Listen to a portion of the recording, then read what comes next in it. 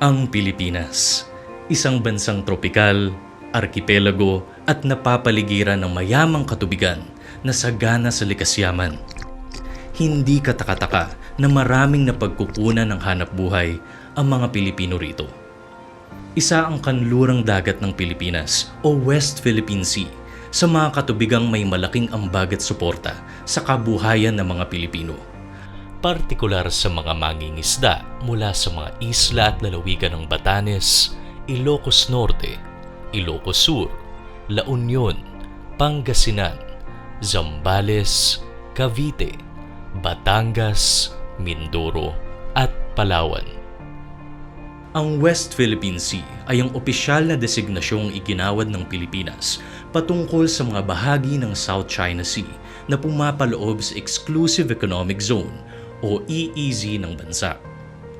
Ito ay binubuo ng ating katubigan sa kanlurang bahagi ng Pilipinas mula sa Batanes, pababa ng Luzon hanggang Palawan. Dito kumukuha ng ikabubuhay ang maraming mangingisda sa bansa. Sa katunayan, sa datos ng Bureau of Fisheries and Aquatic Resources o BFAR, noong taong 2023, hindi bababa sa 275,520 metric tons ang mga nahuhuling isda mula sa Regions 1, 2, 3, 4 at Mimaropa Region na bumubuo ng West Philippine Sea. Mayaman din sa corals ang West Philippine Sea na nagpapanatili sa produksyon ng marine life o mga isda rito. Ang Kalayaan Island Group ay koleksyon ng iba't ibang features tulad ng mga isla, atolls, reefs at shoals kung saan ang mga coral at isda ay nangingitlog at nagpaparami. Ang mga itlog at larva na ito ay dinadala ng agos sa mga bansa sa paligid ng South China Sea tulad ng Pilipinas. Bukod sa malaking kontribusyon ng West Philippine Sea sa mga isdang nahuhuli rito, sagana rin ito sa methane hydrates, isang substance na nabubuo sa ilalim ng dagat kung saan sobrang lamig ng temperatura at mataas ang pressure gawa ng lalim ng tubig. May malaking reserba rin ng langis at natural gas sa bahaging ito ng bansa. Ayon sa datos mula sa Philippine Department of Energy, ang WPS ay may potensyal para sa mahigit 57.8 trillion cubic feet ng natural gas at 6.1 billion barrels of oil na maaaring may poproduce ng South China Sea. Kaya naman hindi rin may kakailang ang West Philippine Sea ay may ganitong mga yaman na maaaring makatulong sa ekonomiya ng bansa.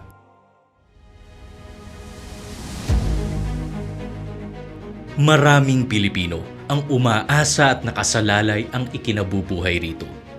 Datapwat, hindi maitatanggi na may mga pagkakataong na isasantabi ang kapakanan ng West Philippine Sea at napapabayaan ito. May ilan na sobra-sobra na ang hinuhuling mga isda at kahit maliliit pa ay hindi rin pinapalagpas. Gayon din ang mga illegal, unreported, and unregulated fishing o IUUF na nagiging dahilan sa mababa at mabagal na produksyon o pagdami ng mga isda sa iba't ibang lugar. May mga pagkakataong ding hindi maayos ang pagkakakuha o pagkonsumo sa mga likas yaman dito na nagiging dahilan ng pagkasira at pagkawasak ng coral reef na siyang tahanan ng mga isda at yamang dagat. Ilan pa nga sa mga bantang kinakaharap dito ay ang matinding kondisyon ng panahon at ang binabantayang polusyon sa katubigang ito. Ito ang mga bantang tuluyang sisira sa kalikasan ng West Philippine Sea kung hindi agad mababantayan at masosolusyonan.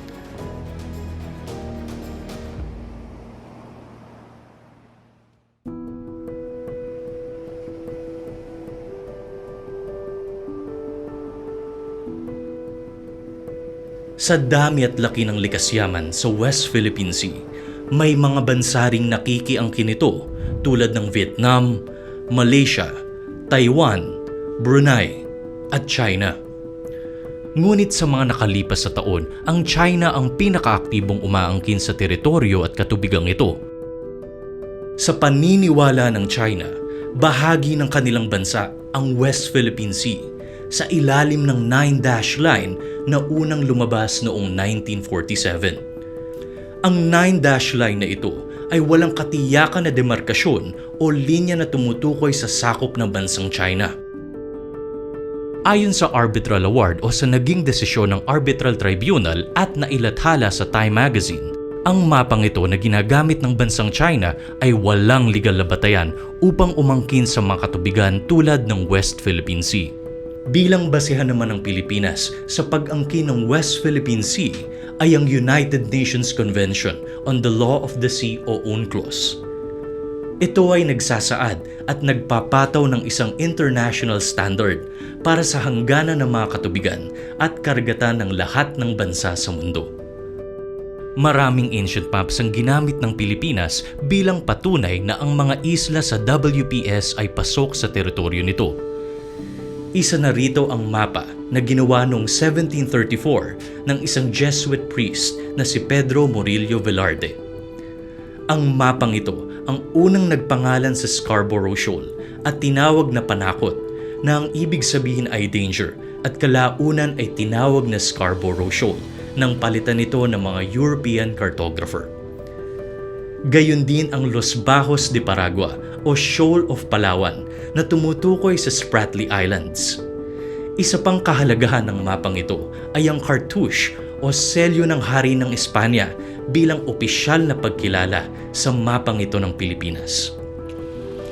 Sa kabila nito, hindi tinatanggap ng China ang proklamasyong ito ng UNCLOS at ng International Arbitral Tribunal noong 2016. At upang mapanatili ang kanilang lakas sa pag-aangkin sa West Philippine Sea, noong 2014, gumawa sila ng 7 artipisyal na mga isla sa loob ng Philippine Economic Zone na magsisilbing base ng kanilang bansa. Mula noon hanggang sa kasalukuyan ay patuloy ang pangbubuli at panghaharas ng mga Chinese Coast Guard sa ating mga kababayan sa West Philippine Sea. Patunay dito ay ang iba't ibang insidente na nalalathala sa mga dyaryo at telebisyon. Sa ginagawang ito ng bansang China, maraming mga Pilipino na ang walang layang makapangisda sa West Philippine Sea mula nang okupahan ito ng China noong 2012.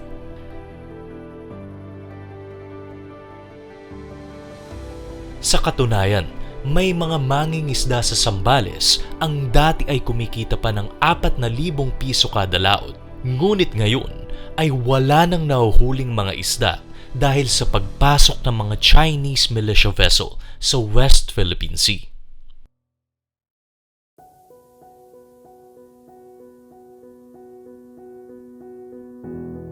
Nakababahala ang bawat araw na papalapit na ng papalapit sa teritoryo at mga baybayin ng Pilipinas ang mga Chinese militia vessels na ito. Malaki na ang nawawala sa kabuhayan ng maraming Pilipino at malaki na rin ang pinsalang dinulot ng mga ito sa ating likas yaman. Nababahala na ang maraming mamamayan sa kanilang kaligtasan at sa kanilang kabuhayan dahil sa sitwasyon ngayon ng West Philippine Sea. In our international relations, we have faced challenges to our territorial sovereignty, and we will assert our rights and interests in the same fair and pacific way that we have always done.